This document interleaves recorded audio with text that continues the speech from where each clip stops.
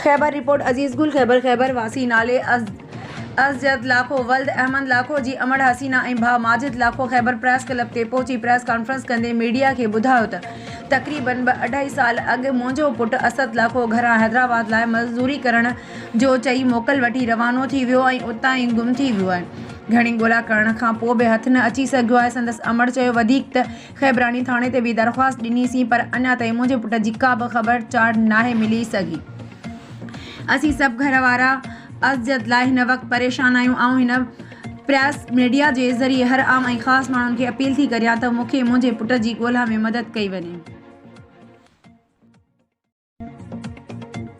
सकरन report काज़ी अली रज़ा सनाए समाजी तंज़ीम NDF Pakistan के मरकज़ी सदर माज़ूर अगवान आबिद लाशादी के लंडन के दौरे दौरान पाकिस्तानी शहरन पारां साजिशणो ॾिनो वियो। उन मौके ते आबिद लाशारी मेज़बान ग़ुलाम मुस्तफ़ा ज़हूर ऐं ॿियनि जो शुक्रियो अदा कंदे चयो त पाकिस्तानी किथे भी हुजनि मोहब्बत ऐं सिक साॻी रखंदा आहिनि जेका संदन ख़ूबी आहे। हिन चयो त ADF सिंध हुकूमत जी माली सहकार सां सिंध में 3 ज़हनी माज़ूरी जा बहाली मरकज़ नवाब शाह लाड़काणो ऐं कराची में हलाए रही आहे जिते 300 खां मथे ॿारहा ज़ेर तरबियत आहिनि जिते संदन फिजियोथेरेपी साइकोथेरेपी स्पीच थेरेपी ऐं ऑक्यूपेशनल थेरेपी कई वेंदी आहे। सिंध समेत पूरे पाकिस्तान में ज़हनी माज़ूरी जी बहाली हिकु वॾो चैलेंज आहे। सिंध में हुकूमत जी संजीदगी ऐं दिलचस्पी क़ाबिल तारीफ़ आहे जंहिंजे करे बहिराड़ीअ जे ज़िलनि नवाब शाह ऐं लाड़काणो में NDF जी बहाली मरकज़नि ज़रिए सहूलियत जी मौजूदगी ख़ुशकिस्मती आहे जिते ज़हनी माज़ूर ॿारनि खे दाख़िल करायो वञे थो जीअं ॿार बहालीअ जी अमल में शामिल थी सघनि।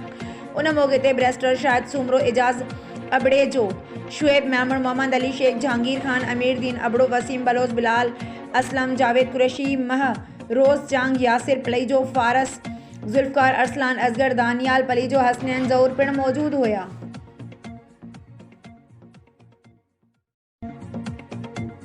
मीरपुर खास रिपोर्ट सूमार समय जो feeder Sultanabad town committee Sultanabad के गोड़ हाजी उमर काके पोटो जी लाइट गुजरियल 5 महीनन खां बदमस्त ऑफिसर जावेद समोई हमज़ा हकड़ो कचे वेठा आहिनि। ईअं ई सब मीटर भी लाहे खणी विया आहिनि जंहिंजो बिल पोइ भी अचे पियो। ॿी सूरत में असां सां को बि ताउन करण लाइ तयार न आहिनि।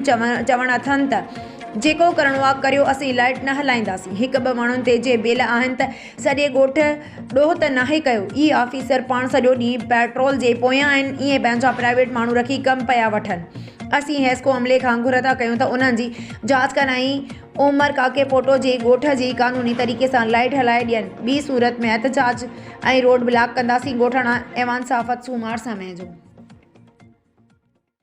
सजावल इम्तियाज़ मेमण सजावल में बासरन पारां ज़मीन ते मुबैना कब्ज़े ख़िलाफ़ ॻोठाणनि जो एहतजाज इंसाफ़ जी घुर। सजावल वेझो बुढ़ो टालपुर गोड़ याकूब जत जा रहवासी ॻोठाणा हाजी बचल जत ऐं ग़ुलाम हुसैन जत सूरत सजावली प्रेस क्लब वारो एहतजाज कंदे साफ़िन अॻियां दाहींदे चयो त असां अबनि ॾाॾनि खां क़ाइम गोड़ याकूब जत में रहूं था। कुझु बासर माण्हू असांजे ॻोठ जी ज़मीन ते ज़ोरीअ कब्ज़ो करणु चाहिनि था ऐं असां ते कूड़ा केस दाख़िल करे गसब बंदि करे छॾिया आहिनि ऐं मौतमार धमकियूं ॾियनि था। हिननि IG Sindh DIG Hyderabad SSP सजावल ऐं ॿियनि वसवारनि खे अपील कई आहे त असां ग़रीब मिसकिननि खे उन्हनि मां जान जो ख़तरो आहे तहफ़ुज़ फ़राहम कयो वञे।